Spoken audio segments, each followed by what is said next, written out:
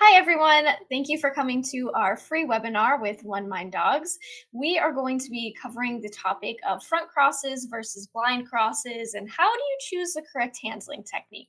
I'm Katelyn. I'm a OneMind Dogs coach currently living in South Carolina in the United States, and I have been doing agility for over 25 years. And agility has changed a lot over the years, but one of the things that has essentially stayed the same is this particular question: which handling technique do you put where? Even though the courses have evolved, the information that our dogs are wanting to receive is essentially the same. They want to know certain things when they're going into the course, and we have some common questions that pop up from the human perspective when we're making those decisions. So I'm hoping to give everybody a little bit of a better idea of what things go in to choosing between these two handling techniques and kind of a little bit of extra detail on those techniques as well. So let's go ahead and start taking a look at our details. So we're going to be talking about a couple of things this morning, or whatever time of day it is, I should say. It's morning for me, but it could be midnight for you. It's very exciting. I love agility for that aspect, that we can be in so many different time zones and still be learning together. So one of the first things we're going to be talking about is what influences handling choices in general. So what kinds of aspects do I need to be thinking about just in any handling technique? What am I thinking about when I'm making my decisions? Then we're going to talk about our 7 handling elements, which are the bread and butter of our handling philosophy, essentially understanding how our handling techniques affect the dogs and what those handling elements are really helps us when we're making our decisions from the dog's point of view. Then we're going to look at a little bit more specifically about the dog's point of view. So why do the dog's lines matter? We talk a lot about lines, but why should I care as the handler? And we're also going to then look specifically into what you're really looking for here, which is when each of the crosses work best. And in that aspect, I'm going to be showing you a couple of different course maps and the decisions that I would be making based on those maps, keeping in mind the previous things that we will be talking about. And then I'm also going to cover a couple of the common mistakes that I see as we are going into these 2 specific handling techniques. So first thing we're going to talk about is what influences our choices when we're looking at our handling. There are so many things to factor in when we're looking at a course, even just pulling up the course map. There are so many factors that I need to be thinking about. And so which are the things that should really be influencing my choice? So essentially, most of my choices are going to come from choosing related to my dog's perspective. So, what is my dog's line when they're approaching the obstacle? So, where are they coming from? How they're approaching that next obstacle really changes that line. We're going to talk more in depth about the line a little bit later, but what is their approaching line looking like? What does their line look like after the obstacle? Essentially, when I'm thinking of this, I'm always thinking on the aspect of, do I need my dog to extend over that, or do I need them to collect? So essentially, do I need them to continue on the takeoff side, or do I need them to continue on the landing side? Because my handling that I choose gives them different information on that. And one of the most basic things that I can be thinking about in relation to my course is, do I need them to extend or do I need them to collect? Because right away, that takes away a whole bunch of my choices and gives me a much smaller idea of which handling techniques I can be looking at. Obviously, in this session, we're going to be talking about our blind cross versus our front cross. But this is something you should be asking yourself anytime you're looking at a course. Then, of course, you want to know your dog's ability to read your cues in any given time. Sometimes the dogs get pretty high and excited, or sometimes they get stressed out. And there are moments where that will affect which handling technique I choose based on how much I need to help my dog. Sometimes they're going to be paying closer attention to me than others, and I kind of want to know how well my dog is paying attention in those moments, keeping in mind sometimes they shut down and sometimes they stress up. And we do have a really great course related to ring stress if your dog has these issues. So I would highly suggest taking a look at that. Then, of course, where's your motion going and where are your eyes. That makes a really big factor into what's easier for us to be getting into. And then, of course, what is the commitment point for our dog's perspective? So, if we are looking at our dog lines, there are a couple of things that I need to be keeping in my mind. So, number one is what kind of path do I need my dog to take when they're looking at a bunch of jumps? Do I need them to be curving? Where is that lead change happening? So, if I'm looking at a line and my line is curving, at what point does the curve change to a new direction and how tight is that curve going? So, if I'm continuing on a straight line, so I'm essentially taking all of those jumps straight up, I'm going to have slightly different handling than if I need my dog to take it and curl back to that jump that's at the bottom. These are things that I need to be thinking about when I'm looking at my course. Those lines should look quite different, and therefore my handling should be different when I'm coming up to them. Same thing on this one, but very similar idea. When my dog is coming out of the tunnel, do I need my dog to extend over that jump and curl to the left? Because they're going to want different information as they're exiting that tunnel and approaching that jump, versus if I need my dog to come out of that tunnel, approach the jump, and continue on more of a line towards the right. So, this is something that I am going to be taking a look at. And these are things that I can only be seeing if I'm thinking about my dog's perspective. So now we're going to talk about our 7 handling elements. So these are the elements that really affect how the dog is approaching things, how they're looking at things, and essentially how I can tell them in advance which things they need to be noticing. Our 7 handling elements are listed in order of importance to the dog. So we have our movement, our position, our eyes, chest, feet, hands, voice. So, how I remember this is essentially kind of working your way down the body. So, your movement is the most important. If you move, your dog moves, you slow down, your dog slows down. That's something that is natural. So, when I'm referring to these 7 handling elements in this case, I'm referring to the natural handling things that the dogs are reacting to. We can, of course, teach them to react in different ways, but if we're working with the natural cues that the dogs already like to follow, it tends to make our lives easy. We get to do less training, and the dogs tend to follow it more clearly. So we have our movement, our position. Where are we in the course? Are we on the takeoff side? Are we on the landing side? Are we lateral? Are we running? All of those things. Connection. Are we looking ahead? Are we looking at the dog? The dogs are always trying to find our connection. And if we aren't giving them connection, they're just sucking right into our sides to find that connection and make it happen. So we want to make sure that we're seeing the dogs through the whole course. And in certain places, we can have that connection work to our advantage if we need a tighter turn versus a softer turn, how we're moving through those lines. Then we have our chest. So I think about a laser coming out of my chest that's facing the ground just a little bit ahead of me, about 5 feet or 2-ish meters ahead of me. And that laser is always pointing towards that next intended line I want my dog to take, which is why it's so important that when I need my dog to extend, I have my chest kind of facing towards the landing side of the jump, because that's telling them, hey, we're continuing that way. If I turn my chest laser so it's facing towards the takeoff side, I am now cueing more of a collection cue, which allows my dog to understand that they need to put in extra strides before they're taking the obstacle. And so, where my chest laser is going can oftentimes affect how tight of a line I'm getting from the dog's perspective. Then we have our feet. Where's the direction of our legs? You'll hear a lot of times, especially from OneMind Dogs coaches, you need to take a step to commit the dog. Our feet will be kind of our groundwork of our movement, but it also can tend to make our handling very easy or a little bit harder if the footwork gets a little bit wonky. So we put a lot of emphasis on is the direction of our toes facing and how can we get moving down the next line most effectively. Then, our least important from the dog's perspective is our arms and our voice. We could technically do agility without using our voice and without using our arms.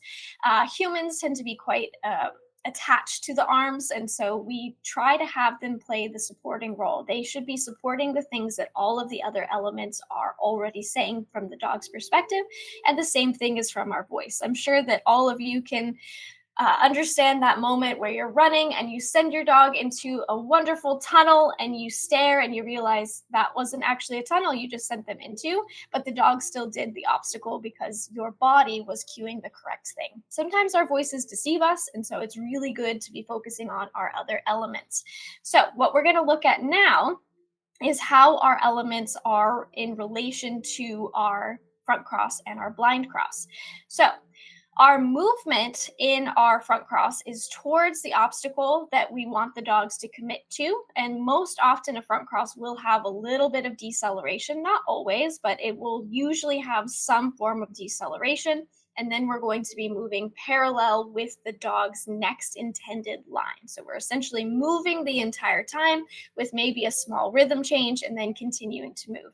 There's very rarely an actual stop in a front cross. So you want to make sure that you are continuing to move the whole time. It's just a rhythm change most of the time. Our position should be ahead of the dog. We want to make sure that we're actually up there. A front cross is a technique where we're crossing in front of the dog, and it's much easier to cross in front of them if we're already ahead of them. Our eyes should be towards the dog to see the moment that they are committing. So we need to actually see their eyes to see if they are looking at the obstacle that we want them to take. Once we see that commitment happening, our eyes can then shift to the line just ahead of the dog. We should still be seeing the dog, though. There's not a moment in a front cross where we completely lose the dog. We want to see them the entire time. The intensity of the connection is what tends to change the most when you're doing a front cross. So we're looking directly at the dog to see their commitment. And once we see their commitment, we're shifting to the ground just ahead of their next intended line. So we're still seeing them the whole time. Our chest should be towards the takeoff point. This is very important because this is what's cueing that little bit of collection. Front crosses tend to cue collection for the dog, and how tight of a collection we get from that front cross is going to change based on our movement and our position. So we can be cueing a whole range of turns with that front cross just based on where we are. But in all of those instances, our chest is towards the takeoff point when the dog is getting ready to be one stride before takeoff. We can be parallel with that takeoff point. We can be on the landing side, but our chest should be facing towards that takeoff point. And when we're mentioning takeoff points, we're always referring to the dog's extended takeoff point. So that would be the spot where they're taking the jump if they were to continue forward in a straight line and just keep going and going. So if the dogs don't know by that spot that they need to turn, they're going to just extend. So we're having our chest towards that takeoff point and then immediately towards the next intended line. Once again, thinking about that chest laser. Our feet are what makes a front cross really easy or a little bit complex for people. You'll want to be taking a step with your dog side leg to commit the dog to that line.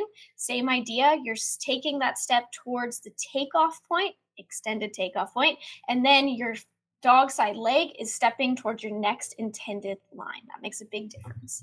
Our arms and our voice are playing the supporting role in these cases. So we're going to be using our dog side arm, and it's going to essentially be facing that same direction that we have our dog side leg and our chest. And once we see the dog is committing to that line and we are rotating, we're picking the dogs up on our new handling side when they land. And then our voice, we could be using a collection cue. I'm going to show you a quick video of our handling elements in the front cross. This is quick snippets from our front cross elements video. And it's happening very quickly, I know, but this is meant to just give you a little bit of an idea. We have the full video and all of the explanations on the website for premium members, but I wanted to give you a little sneak peek into what this looks like. So here we're showing our movement in the full video. We also have a full explanation about what the movement is and why it matters, and also common mistakes that happen. But I find that these dog line moments and showing how the handler's rotating, how the dog is turning, it's so helpful. And that's why I love our technique videos, because they really do break it down. You can look at it in an even slower speed if you would like. But this is our position. So showing that the position is away, one stride from the dog's intended line. We're turning before the dog is taking off, and then we're continuing parallel. We have our eyes. The eyes are looking towards the dog until we see the dog is committing, and then our eyes are looking more towards the next intended line just ahead of the dog. And here's a little snippet of what that extra information is throughout the video. All of the handling elements have these extra elements on our video on the website, but I was taking them out for time's sake right now, but you can go and study them as much as you want. So here we're showing that you can have a bit stronger connection to cue a much tighter turn and still get the line that you're looking for. Then we have our chest laser. So our chest laser is towards the takeoff point. Notice how the chest is towards the takeoff point, even though he was on the landing side of the jump. That's very important because your chest is the anchor in your turn. So you're essentially having that chest laser be where you need the dogs to be going next. Stepping with the dog side leg and then immediately rotating into your next intended line. And then our arms are also playing an important role, having the dog side arm while we see the dogs commit, rotating, and then giving them the new handling side on landing.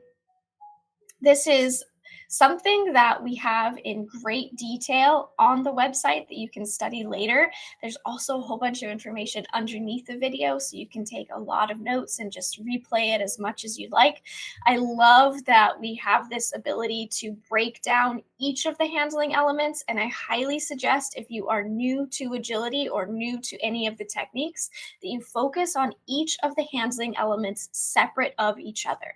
So most often we'll focus on how we're moving first, and then we're going to focus on how our eyes are connecting to the dog, and then we're going to focus on our chest and et cetera, et cetera. So we kind of get the idea going through. So that's our handling elements in our front cross.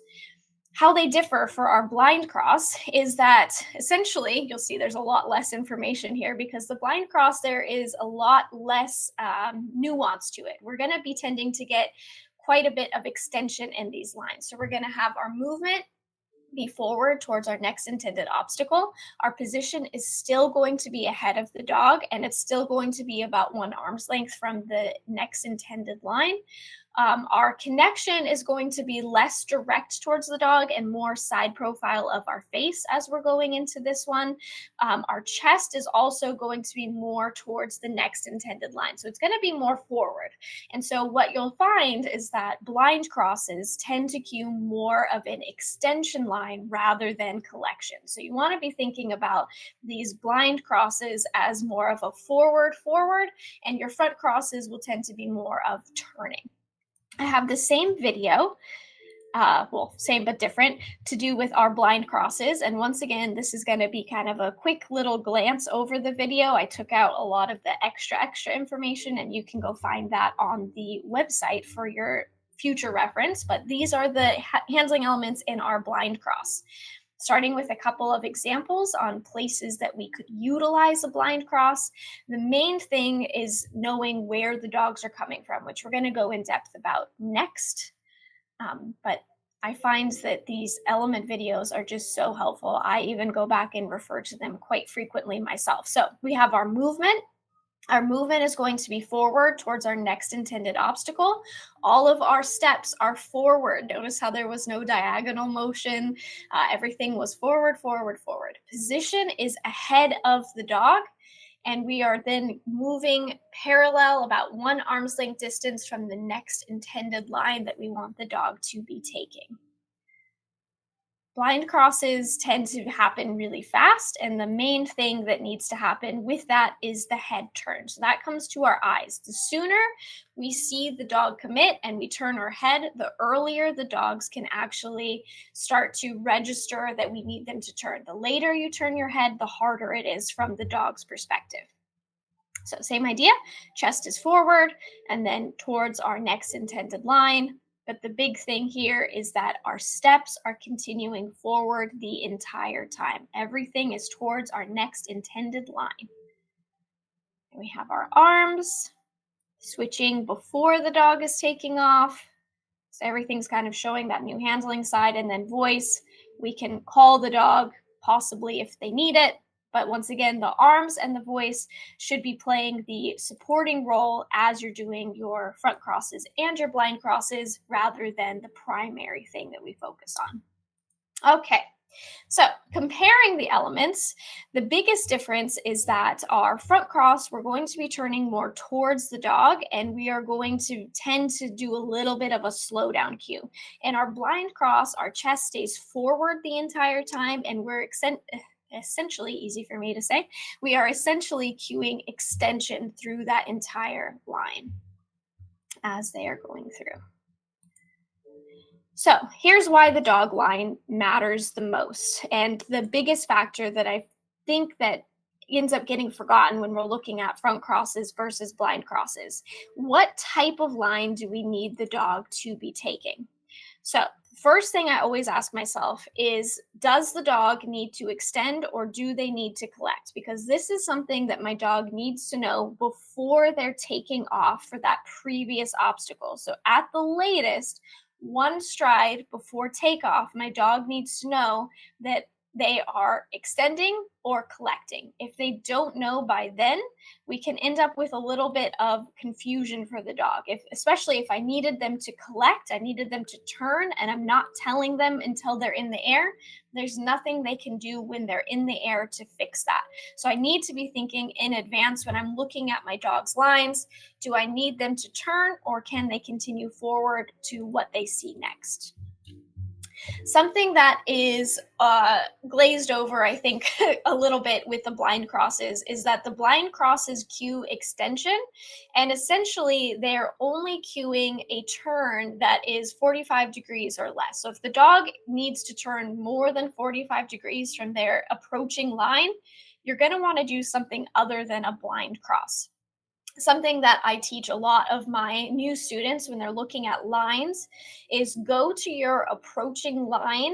Make sure that you are walking your actual dog path and not just assuming where you want them to go. You're walking to your actual dog approaching line on your jump, and you are making like a small V with your feet.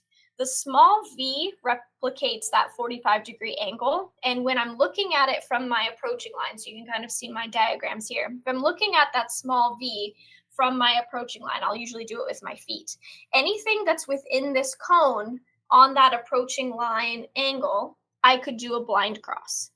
Anything that's outside of that line, it's going to be better for my dog naturally if I do something other than a blind cross, like a front cross, because that's going to cue more turning. So this is kind of showing the difference where if they're approaching the jump straight on, I have one angle that they can be doing. They can be doing kind of that fan shape. Anything in there is within turning 45 degrees, and therefore I can do a blind. On the other jump, they're approaching it at more of a slice, and you'll notice that from that slicing line, they have a different degree of turn that they can do, therefore having different obstacles in that cone. So that's a really easy way to just double check really quick if a blind cross is going to be easy for the dogs naturally, or if something else is going to be more helpful from the dog's perspective. And I like to focus a lot on what's natural for the dogs rather than what I can train them to do. Because obviously I could train them to handle blind crosses on more dramatic turns, but if I can give them information naturally, they're going to accelerate a lot better. So our front crosses will be good for cueing more turning and collection. And so this will usually be for if we need them to turn more than 45 degrees, I'm definitely doing a front cross. I could do a front cross when we need less turning. There's more rotation required. We tend to be moving more. However, if I need them to turn more, then I definitely want a front cross, because a front cross is going to cue tighter turns and collection, and my blind cross is going to be cueing extension and continuing forward. So when does each of these crosses work best? This is always a really good question and something that pops up in my course analysis things all the time. And I love this topic. So essentially, if I need my dog to turn tight, I'm definitely going to be thinking of a front cross. If we're choosing between front cross versus blind cross, if I need a tight turn, front cross is my go-to. If I need a soft turn, I'm going to consider also doing a front cross, but most of the time, if I need a soft turn, a blind cross will be my better option because I can continue moving through that line. So if that turn, like I was mentioning, that small V I do with my feet when I'm walking my course, if when I do that angle, my obstacle is well within that cone that I made with my feet based on my dog's approaching line, I know that a blind cross will be a good option. And most of the time, if a blind cross is a good option, it will also be the faster option for the handler. You can front cross where you can blind cross. You cannot blind cross every front cross because of the degree of turn that the different things cue. So essentially, if I need a soft turn, blind cross is my go-to. If I want a tighter turn, I am going to be doing a front cross. All right, don't worry, I have more. Let's take a look at some examples. So, which cross would be better from 5, 6, 7? So essentially, I'm looking at that slope as they're going through. So they're coming out of that tunnel. It's a straight tunnel, so they have a lot of momentum. A lot of the dogs are going to tend to expand and extend out of that tunnel and get a little bit of drift going into that number 4, which means they're going to land a little bit wider for number 5. So if I'm looking at my approaching line from 5 to 6 to 7, I can see if I were to trace it with my finger, just before number 6, there's a lead change. So I know I'm going to be doing some sort of handling between 5 and 6. And if I look at how my dog is approaching that line between 5 and 6, it's a very soft turn. Soft turn within that cone. If I were to put my feet on that approaching line when I'm looking at it in person, I can go, okay, 6 is well within the cone. This would be a really great spot to do a blind cross. So essentially in this case, for a lot of the dogs, as they're landing number 4, I'm already going to start turning my head as I'm going past number 5. So I'm doing a blind cross between 5 and 6. So there's our first one that I would be thinking about. Soft turn, fast line, blind cross would be my go-to in that instance.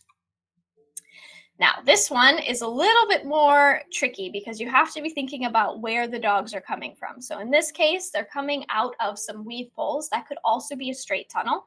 They're coming out of some weave poles. They're going over a jump. And you can see based on this computer program I use that there is quite a lot of turning required based on where they're coming from. Before they're taking off for that jump, they do need to turn quite a bit. And I also need them to turn quite a bit for the next bit. And so if I'm looking at their approaching line from the weaves going to that number 2, I can see that to go to number 3, they're going to need to turn a decent amount, and it's going to be more than that 45-degree cone. And so in this case, I'm going to be hopefully getting some distance on their weaves, and I'm going to front cross between 2 to 3 to cue that nice tight turn. Now, the thing that's you want to think about here as well is what line do you want them to take next? So if I were to do a blind cross from 2 to 3, what I'm going to tend to see is the dogs drifting wider around 2. So the line that I have set right now is the line that you would see if you were getting a front cross. So that means I cued my collection before they're lifting for 2. So they're actually landing 2 nice and close, and therefore having a nice slicing line to number 3. If I do a blind cross, I'm not going to get the dogs that tight to number 2. They're going to drift a little bit more, and I'm actually going to be opening up more things in their peripheral. So like that jump that's not labeled at all, that's going to be now more in their radar because they drifted so far on 3, or sorry, from 2 to 3, and it actually changes their whole approach to number 3, which can sometimes help me if I want them to extend and maybe my next obstacle is back towards the weaves or that lower quadrant. A blind cross might give me more of that wide turn that I need to set that line. But in this case, if they slice number 3, they're actually in a better line to head to number 4, which tells me I want to start setting that line from 2. And the best way to keep them tight to a line is with a front cross. So I would be doing a front cross from 2 to 3, and then I could do either a Yako turn to 3 to 4 or a rhythm change. Depends on the dog how much turning that we need. But based on the technique we do, we can get a different line for what's next. So sometimes that will also be your deciding factor. Do you need them to extend into that next line? Is it okay if they drift a bit? Because if you do a blind cross, there tends to be a tiny bit of drift. Or do I really need to be precise and get a tighter turn? In which case, a front cross will help me. So here's an example as well, where we get a little bit more of that drift. So we're getting less of the slice through number 3, and we're actually going to that jump for our number 4. In this case, I would consider doing a blind cross, but I'm also thinking about where my lead change needs to be happening. So in this case, I would consider doing my blind cross more on the landing side of 3, with getting a little bit of distance from number 2, or doing a very early blind to set that next line from 3 to 4. So we get more of that extension going on. So if they're drifting more, it's okay because of where we're going next. So I have a very cool video from the Next Level series. So the Next Level series happened quite a few years ago. But I find that so much of the information there is so helpful. Even though the courses look a little different from what we do now, the lines that we set are the most important. So I thought that this was really, really cool. So I thought I would show you. Essentially, the handlers are running the same sequence, not this sequence, but a sequence where they're just changing one technique. And when they're changing that one technique, they're able to change which side of their final obstacle they're taking. So they're essentially doing a backside send. And then for their next obstacle, they either need the backside of the jump or the front side of the jump. And they're able to shape the line differently if they did a blind cross or if they did a front cross. So let's go ahead and take a look at that. So in this case, the handler is moving in, and the first one that she does, she's pushing the dog to the backside and doing a blind, which allows the dog to extend a little bit on that backside blind, gives the dog a bit of a wider turn, and therefore when the dog lands and takes that wider line and goes to that very next jump, the dog is now set up to go to the backside of that green jump for the final one. So here it is again, slower speed. I know it's easy to miss out when it happens so quickly. So the dog's moving. She's committing the dog to the backside. She's shaping that. Look at that. How cool is that? Okay, I'm going to play it again. Oop, wrong button. So you can see it. But essentially, the only thing that she changed was if she was doing a front cross or a blind cross. So I'm going to show you a specific spot here. So she's going into the backside blind. So all of this is cueing extension to the dog. So see how wide the dog lands that. And then she's able to be a little further ahead. And so she's shaping this line to the backside. It becomes a very straight, direct line for the dog to go to that next backside, just because she let the dog drift a little bit by doing a blind cross on the previous thing and then sets it. Now, when she wants the front of the jump, that doesn't help her so much. So when she's going into the wanting the front, she's going to do a front cross on the backside, because that is going to cue a more turning cue. It essentially warns the dogs that they need to prepare for a little bit more of a square up on this jump. It's not going to be very dramatic because she's still moving that way, and the dogs are always trying to follow us in that sense. But it's telling the dog, hey, prepare for a bit more of a square up. So you can see here, the dog is already turning a little bit more than they did previously on the slicing line. And therefore, she is also able to cue a little bit more of a follow the handling. And now the dog is set up much more towards the front of the jump for that one. So it's kind of an interesting moment there, where the dogs are able to have a different line based on the technique that we set, which is why it's so important. So when I need the dogs to extend, or it's okay if they really drift, I'm going to be thinking more of a blind cross. If I need them to stay very tight to the line, I need to think about keeping them close. I'm going to be thinking about more of a front cross, because I can cue more of a dramatic turn on the previous obstacle. hope that that makes sense. All right, last example I have. 1, 2, 3, 4. So in this case, there's a lot of times where the dogs are rounding this corner from 2 to 3, and where they're coming, they're landing and they really want to essentially slice. Dogs naturally, when they go to backsides, they want to slice the jump. And in this case, if they slice the jump, they're lined up really easily for that off course jump after between 3 and 4. Towards the bottom of the screen. And if I were to just run and turn my head, I'll tend to get a much wider turn for my dog. And if they go wider, I might get them off of the first off course, but when I turn my head, they might start to eye that second off course. And so to set the tightest line possible and get exactly what I need, in this line, I would be thinking about doing a front cross. So I'm doing a front cross between 3 and 4. That gives the dog more turning information before they're even lifting their feet for number 3. So they're able to essentially square up a little bit. So they're taking number 3 more straight on. So when they land, they're already tighter to that intended line. And then I'm able to move forward. So I'm essentially able to shape the approaching line more with a front cross than I do with a blind cross. So if I need turning, front cross. If I need extension, blind cross. So if I wanted the dog to continue to that 3 and then take that jump towards the bottom of the screen, blind cross would be a nice option. All right, now we're going to talk about some common problems and things that I hear in relation to the blind cross versus front cross questions. One of the most common things I find is that handlers will choose what's best for them and not necessarily what's best from their dog's perspective.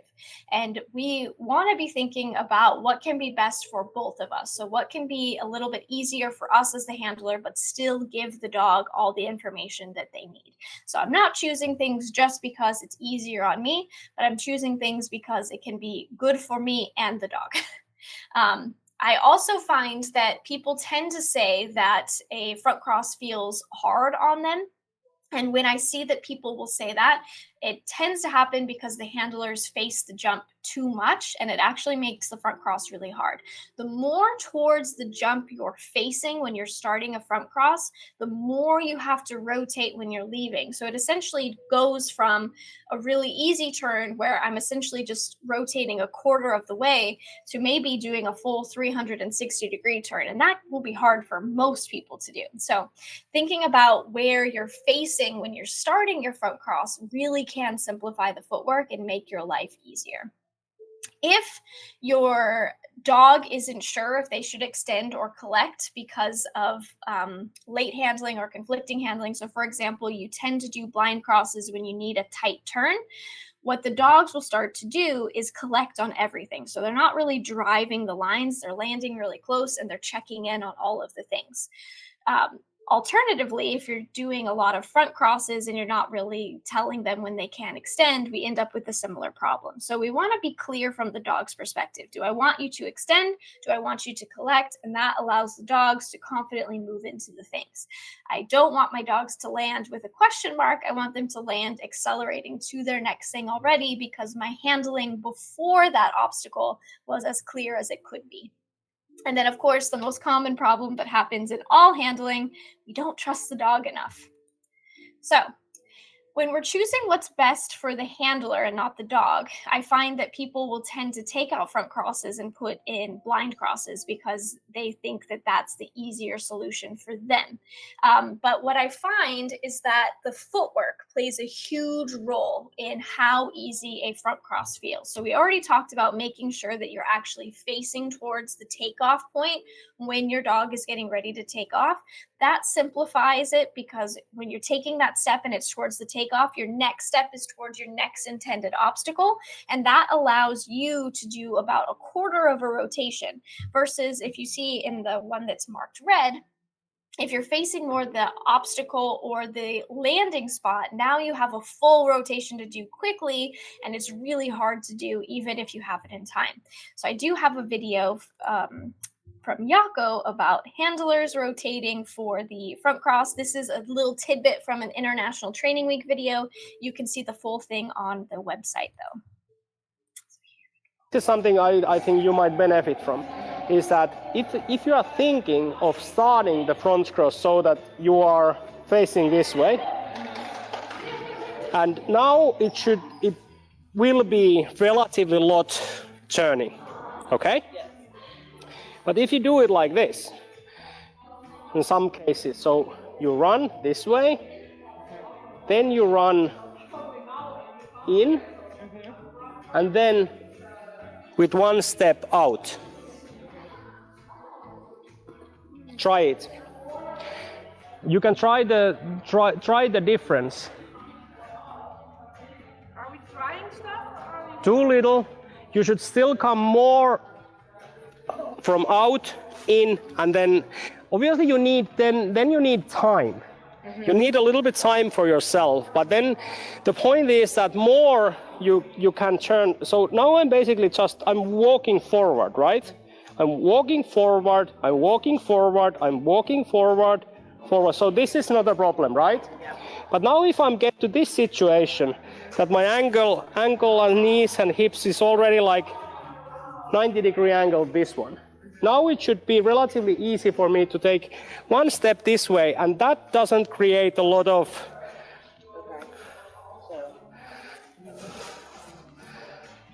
Yes, yes, and then from there, yes. So that could be one of the things that could help you. You can't do it like that in every place. No. But if necessary, or if you think you benefit from doing a front cross and you have the time and you can prepare it like that, I would say that then maybe okay. Okay. But now it's the whole difference comes if your angle is this way, maybe, then you basically have like, I don't know, 270 degrees of turning. Yes. But if it's like this, it's basically 180. Okay. And from that fact, it just becomes easier.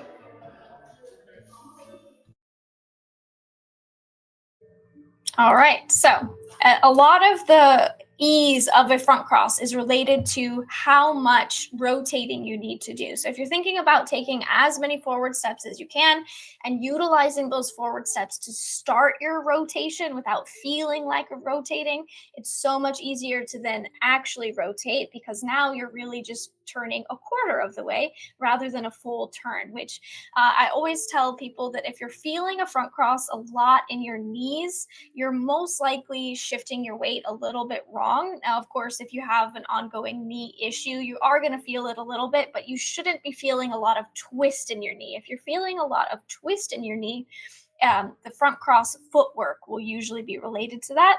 And then you want to just be a little bit more aware of how you're getting into that front cross, because you shouldn't feel twisting as you're turning, as you're going through. Then, of course, the other common problem that happens is we're unclear for the dog. So this is related to, are we actually telling the dogs when they need to turn, or are we not? So if we need the dogs to know that they are turning, we want to make sure that they know before they're taking off. Otherwise, the dogs can lose a lot of confidence and drive. So we want them to know by turning our chest towards the takeoff point, by decelerating a little bit, by having our feet face towards the takeoff point, and then moving towards our next intended line, all before they're actually lifting their feet off the ground. That will tend to give the dogs a lot of confidence. If we are asking the dogs to turn tight a lot and we're doing a blind cross, we're going to get the dogs to be really unsure about things. And then, as I mentioned, they're going to start taking everything in a little bit of collection, which is obviously not the most beneficial for them. So think about extension or collection. If you need extension, blind cross. If you need collection, front cross. So we're going through. And then, of course, not trusting the dog is another thing. So if you are overhandling, so you're switching that dog side arm when you're going into a front cross well before they have committed and just really getting onto them, we can cause a refusal.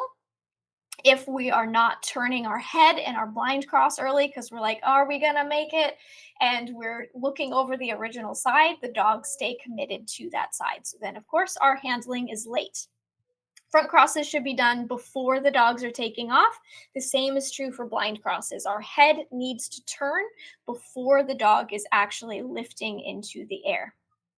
And then they can adjust their stride and do all the things that they need to do for their next intended line. All right, so many of the things that I talked about today also has a plethora of resources on the One Mind Dogs website if you have a premium membership. So you're able to see in depth those handling technique videos with all the extra information in it, including text information on the movement, position, eyes, chest, feet, hands, voice. And we also have amazing videos to show you the common mistakes that happen and showing them in slow motion and how you can fix them. So they are just such an amazing resource for studying and learning and getting to know your things. We also have actual formatted videos related to front crosses versus blind crosses, like what you were seeing here today as well. So you're going to be able to learn to understand agility from the dog's perspective.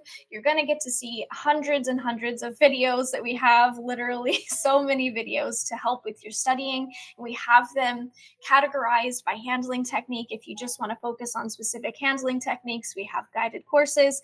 And of course, one of the most beneficial things as a premium member, you're able to send in videos of your training and get coach feedback in quick succession to help you with your training. So you get to kind of get an in-depth analysis of what's happening. So I highly suggest all premium membership and all of those things for if you want more information like this and even more in depth as we're going through. So I want to thank everyone for coming and attending this webinar related to front crosses versus blind crosses. I hope that I've given you a little bit more of an idea of what things to be thinking about as you're looking at your courses and what to anticipate, what your dog will be needing. Do they need to extend? Do they need to collect? How much do they need to extend? How much do they need to collect as you're going into that? And I hope that you all have a great rest of your morning, evening, night, wherever you are as you're studying. It's worth it. We always do it for the dogs and the dog perspective. And I hope that this helps you get to know your dog a little bit more. And now you can go out and have some fun with them.